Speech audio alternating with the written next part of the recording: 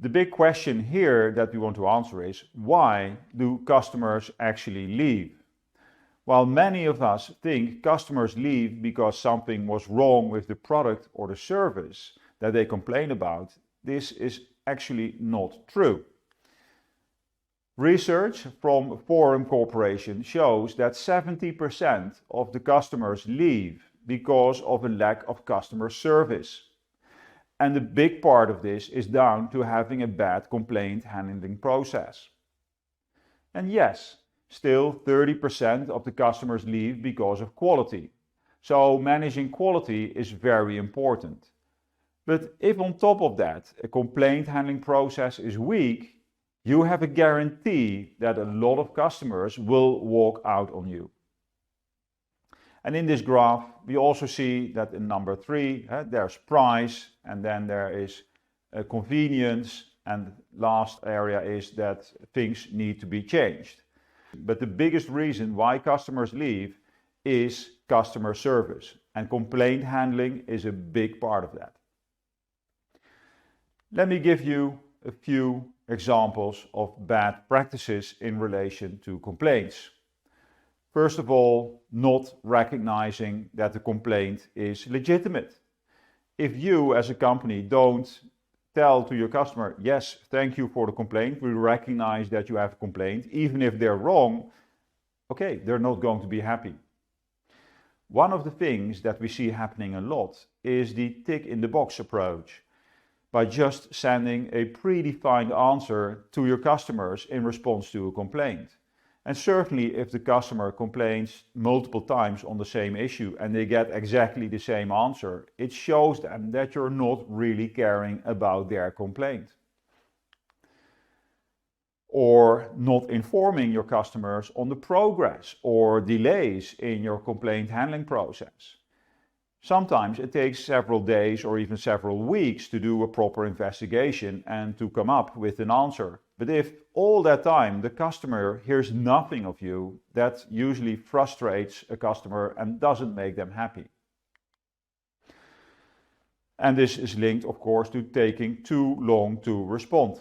A lot of customers expect you to respond within a day. And of course, you can't do a full investigation, certainly not if you want to have a sample or do some analysis and so on within a day. But at least you can tell the customer that you have received the complaint, that you've understood it, and that perhaps you're asking for additional information within a day. And of course, if you then keep the customer updated throughout the process, well, that can prevent a lot of issues. And another example is not offering immediate help on the issue. If the customer complains, usually there's something wrong with the product and they might want to send the product back to you, or you should collect it and they would like to get new product. And that's a discussion that they expect you to start. And there's many, many more examples that I think you will be able to think of anyway. But what is the impact of a bad complaint management process? Next to the potential loss of customers, there are a lot of other effects of a bad complaints management process. For example, you can get angry customers, and you can get secondary complaints, which are complaints on your complaint handling process.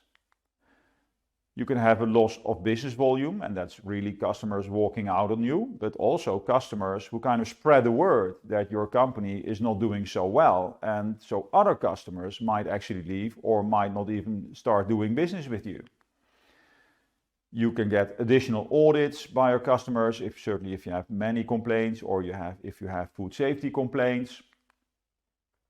And you can get issues with authorities, certainly if it's a food safety issue and your customer starts discussing things with the food safety authorities, and you might have to do a recall of your product.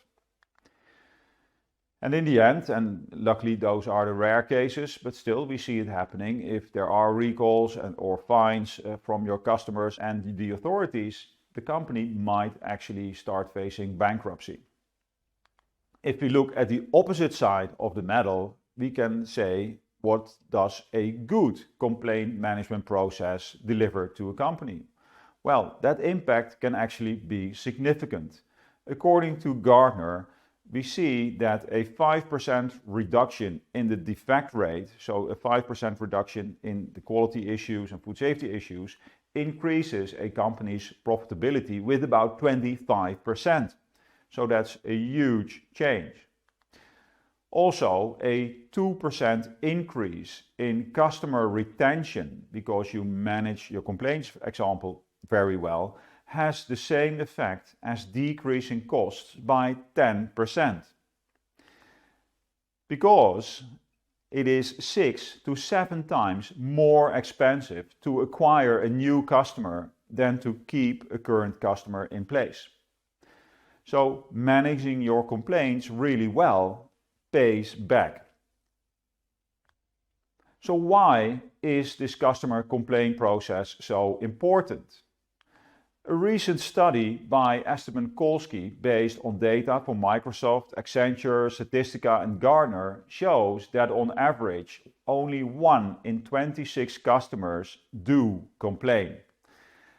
And that's a true gift to you, because you can then make improvements for the other 25 customers that haven't complained as well, and perhaps exceed their expectation.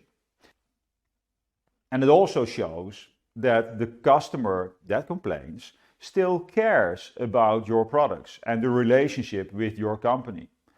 So you should really treat it as a gift. Next to customer complaints, you can also have consumer complaints. And if you look at consumer complaints, we see that the number of complaints you might get will vary greatly depending on the country you're selling your products in. We can see this in this graph, which is taken from a survey by Ipsos Reid. And we see that people in Brazil, for example, are far more likely to complain than people, for example, in Japan. So there's a really big difference.